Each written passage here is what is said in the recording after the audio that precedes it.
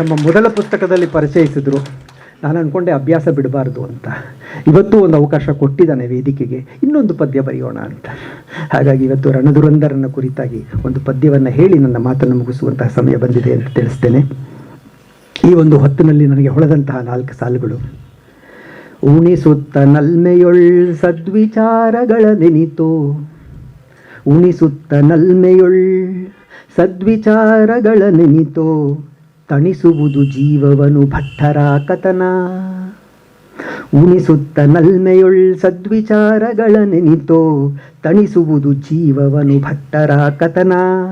ಮಣಿಸುತ್ತ ವೈರಿಗಳ ಹಿಂದುತ್ವವನು ಮೆರೆದ, ಮಣಿಸುತ್ತ ವೈರಿಗಳ ಹಿಂದುತ್ವವನು ಮೆರೆದ, ರಣಧುರಂಧರನ ನೆನೆ ನವ್ಯಜೀವಿ.